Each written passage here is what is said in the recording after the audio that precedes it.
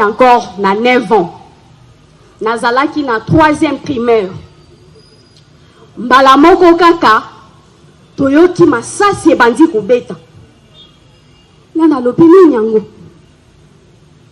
Masasi. Nalobi nelso nake na kabine epa mama eza musika. Toki ma même na orphelinat a face ya méthodiste. Tokimi wana ngana leki nanga. Tokoti na se ya mbetu. Tozalaki 3 personnes na grande sœur tokutaki. Mbala moko tokoti na se ya mbetu ezalaki koto ba Rwandais, koto ba Ugandais biso na kati affrontement na bango wana bombe za kobeta na ndenge te. Mbala moko bombe kwe place tozalaki na se ya mbetu pou.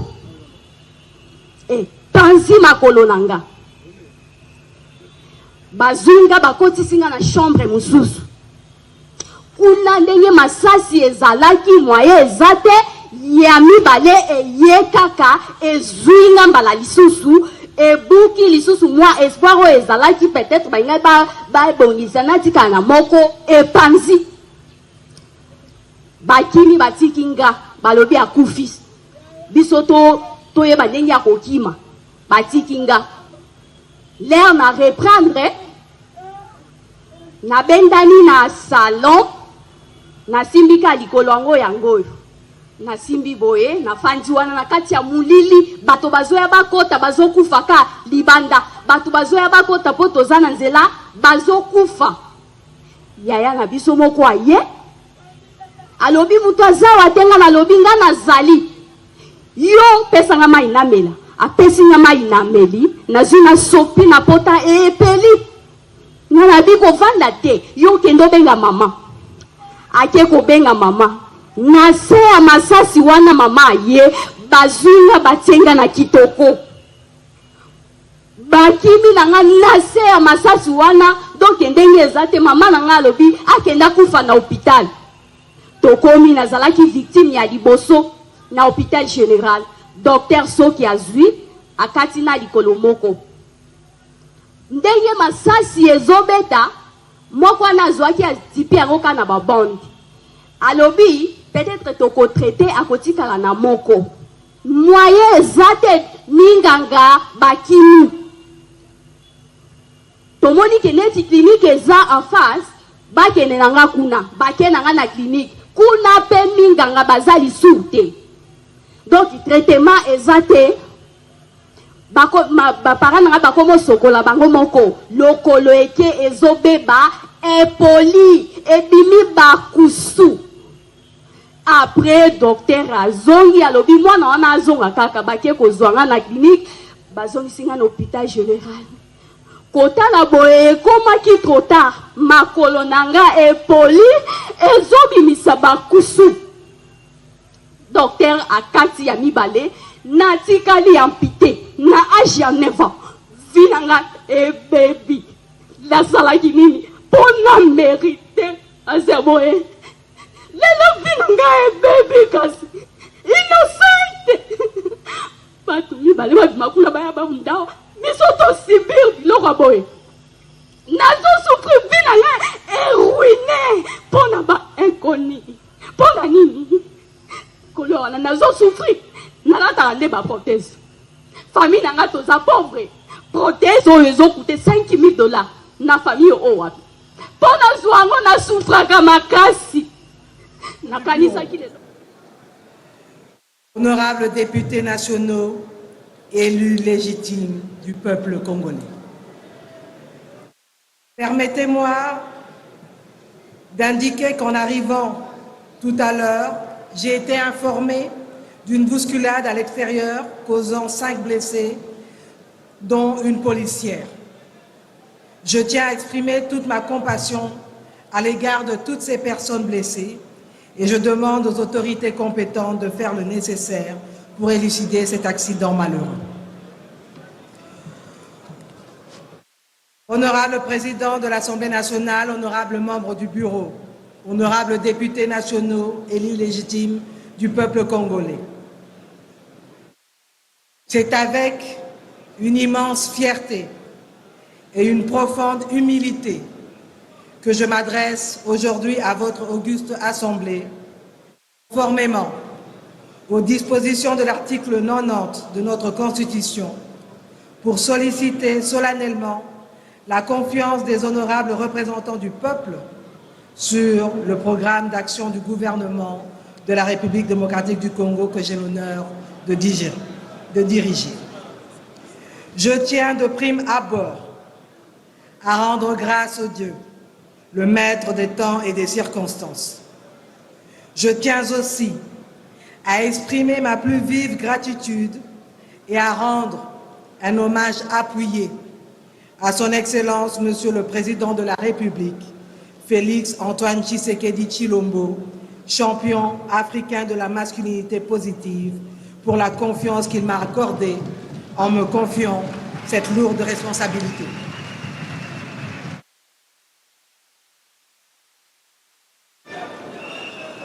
En accédant à cette fonction, je suis pleinement consciente de l'importance historique de ce moment et de la symbolique de cette nomination pour la nation congolaise. Je ressens à la fois le poids de la responsabilité qui m'incombe, ainsi qu'une immense fierté à l'idée de représenter au sein de la République l'aboutissement des efforts de tous les Congolaises et de tous les Congolais tendant à briser le fameux plafond de verre pour produire l'égalité par la concrétisation du principe de la parité homme-femme dans tous les domaines de la vie de notre société.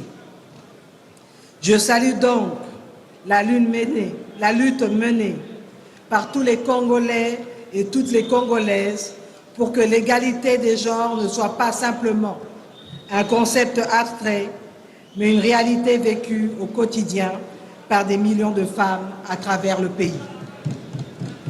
Aujourd'hui, et chaque jour qui passe, je ne cesserai de rendre un vibrant hommage à toutes ces femmes congolaises, de Kim Pavita à Anouarité Nengapeta, de Sophie Kanza à toutes celles qui, dans l'anonymat, ont marqué l'histoire de notre pays par leur courage, leur détermination et leur engagement en faveur de la justice, de l'égalité et des droits des femmes.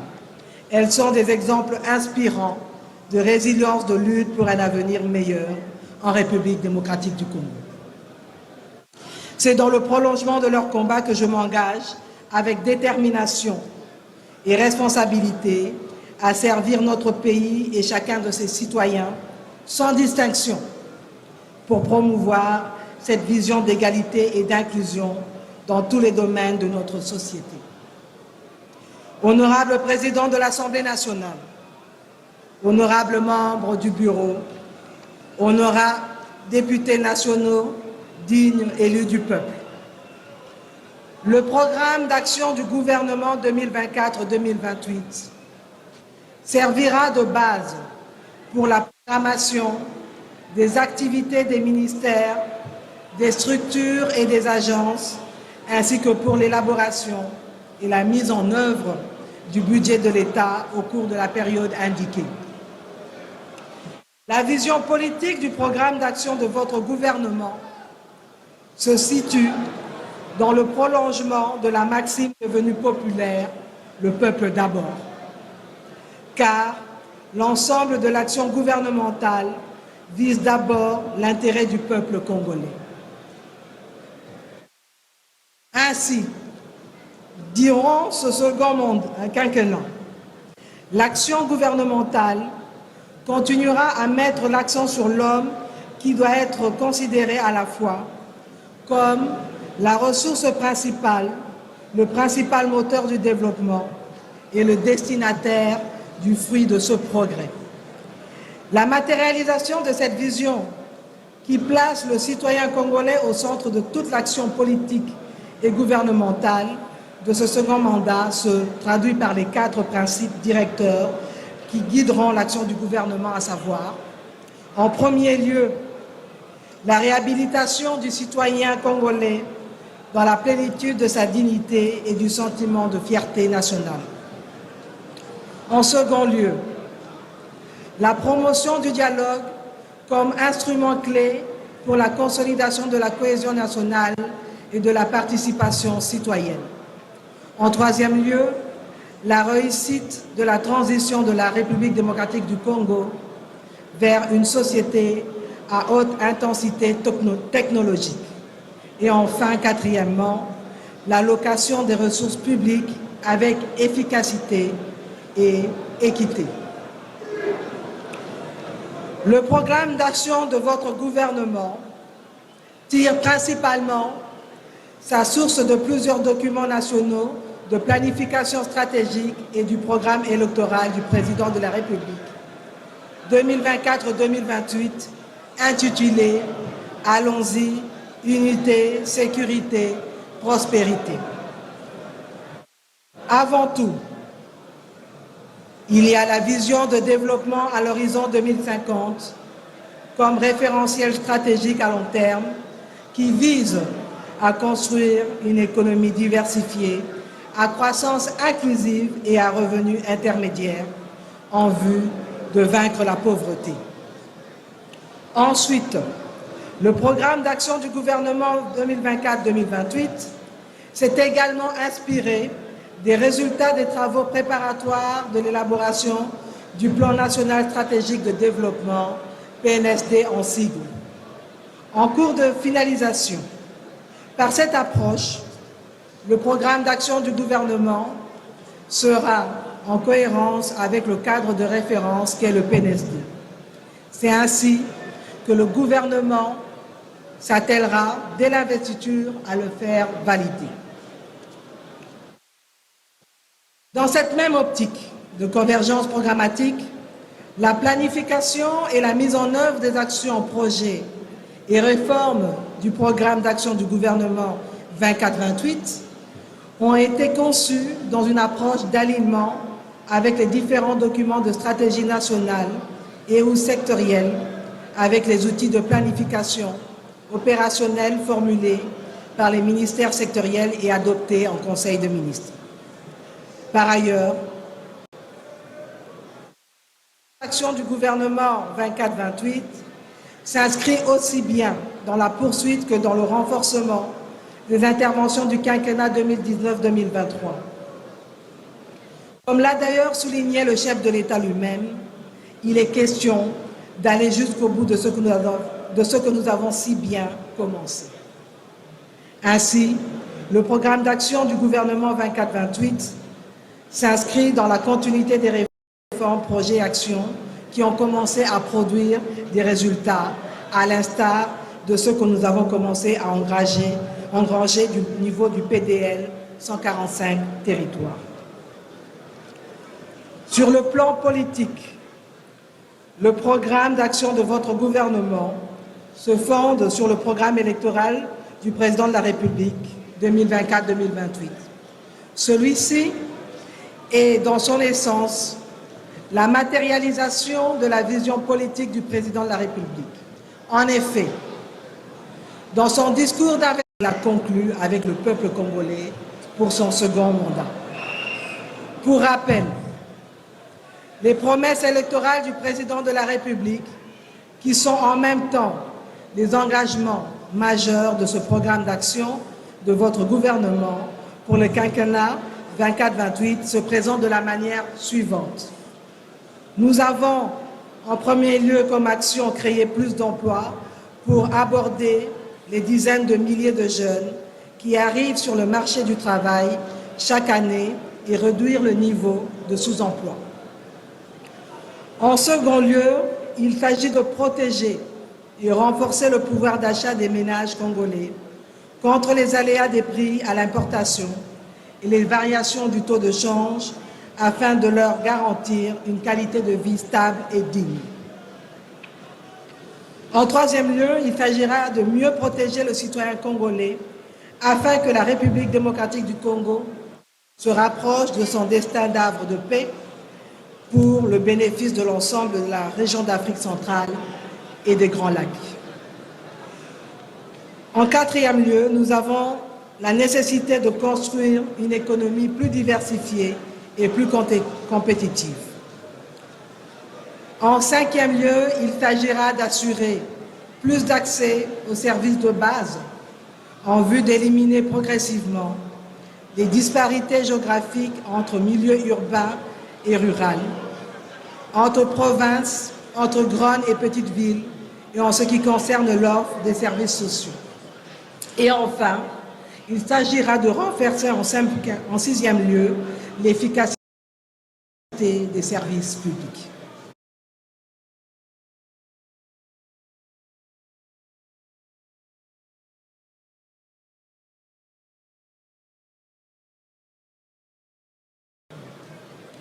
Pour finir, le programme d'action de votre gouvernement s'est également inspiré des propositions contenues dans les différents mémorandums qui des députés, les organisations de la société civile et du patronat.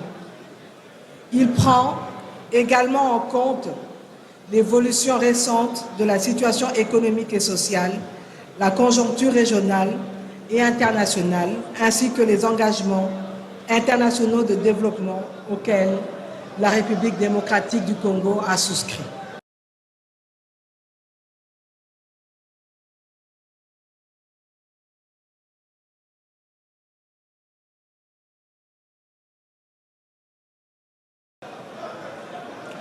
Honorable président de l'Assemblée nationale, honorables membres du bureau, honorables députés nationaux, élus légitimes du peuple. À ce jour, la République démocratique du Congo est confrontée à des défis et à des contraintes structurelles. Notre pays est confronté à une situation précaire qui demande une action urgente, notamment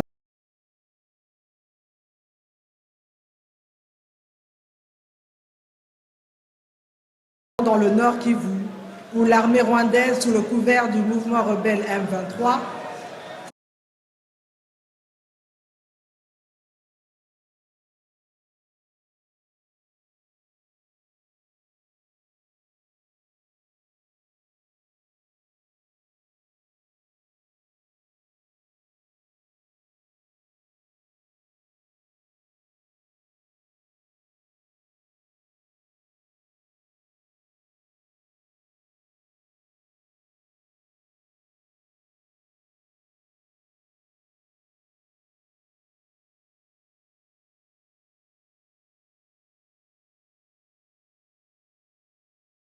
continue de fragiliser le tissu socio-économique en occupant des parties du territoire de Rutshuru, Masisi et Nyiragongo.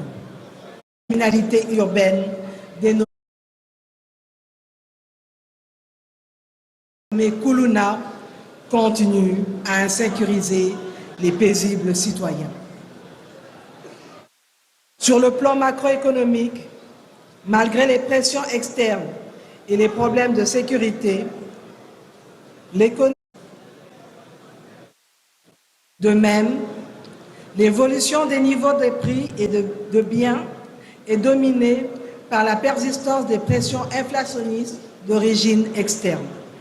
Dans l'entretemps, les réserves internationales se sont établies à un niveau de 5 milliards de dollars au 28 décembre 2023, allant à 2,8 mois d'importation des biens et services. En revanche, le marché de l'échange est étroit et souvent en tension avec des dépréciations monétaires persistantes.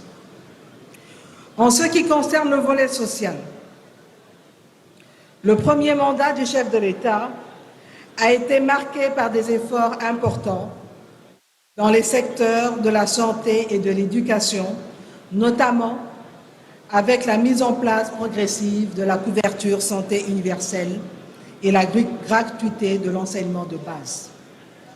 La gratuité de la maternité est effective dans la ville-province de Kinshasa et se met en place progressivement dans les autres provinces. La gratuité de l'enseignement de base est devenue opérationnelle depuis septembre 2019 avec des résultats probants. Des efforts seront faits pour pérenniser, dis-je, cette réforme phare du premier quinquennat en mettant l'accent sur la construction, la réhabilitation et l'équipement des écoles, ainsi que la formation des enseignants. De la même manière, des efforts importants ont été engagés dans la desserte d'eau et d'électricité pour résorber les perturbations dans leur distribution. Mais la vétusté des équipements de production et de distribution, la faiblesse de gestion, le volume des créances sur l'État et le faible taux d'investissement dans ces secteurs limitent la capacité du pays à faire face aux besoins de la population. Par ailleurs, les conflits armés récurrents dans certaines régions du pays interrompent les chaînes d'approvisionnement et entravent l'accès aux terres agricoles et aux marchés. À cela s'ajoutent la pauvreté et les inégalités, les conséquences du changement climatique, notamment la sécheresse, les inondations, les érosions qui accentuent la pauvreté et contribuent à l'insécurité alimentaire des populations et la malnutrition infantile. La formulation des actions, projets et réformes de ce programme s'est fondée sur une analyse exhaustive de ces défis et de ces contraintes structurelles majeures qui entravent l'économie et le développement de la République démocratique du Congo. Lesquelles contraintes doivent être surmontées pour favoriser l'émergence économique du pays. Et donc, pour surmonter ces obstacles, la République démocratique du Congo doit adopter des politiques économiques solides, favoriser la diversification économique, renforcer ses institutions et lutter efficacement contre la corruption afin d'assurer une croissance inclusive et durable. Ces réformes nécessitent une approche intégrée impliquant le gouvernement, les partenaires internationaux, le secteur privé et la société civile pour garantir des progrès durables en vue de l'atteinte des objectifs de développement durable. Compte tenu de l'ampleur de ces contraintes structurelles, le programme d'action du gouvernement 24-28 traduit la ferme volonté du gouvernement congolais d'atteindre un double objectif, à savoir consolider les acquis du premier mandat en vue de parachever l'avènement d'un Congo plus uni, mieux sécurisé, avant-gardiste à la souveraineté affirmée et plus prospère, et poser définitivement les jalons d'un Congo émergent dans lequel l'autorité de l'État est consolidée, la solidarité renforcée et les villes connectées pour le meilleur. Entre ces objectifs, le programme d'action de votre gouvernement définit ses grandes orientations, objectifs, axes d'intervention et actions prioritaires en vue de guider ses décisions stratégiques et opérationnelles. Ce cadre d'orientation stratégique est structuré en 6 piliers. 1. Construire une économie diversifiée et compétitive pour créer plus d'emplois et protéger le pouvoir d'achat des ménages. 2. Protéger le territoire national et sécuriser les personnes et leurs biens. 3. Aménager le territoire national en vue d'une connectivité maximale. 4. Garantir l'accès aux services sociaux de base. 5. Renforcer les capacités du Congolais pour participer à la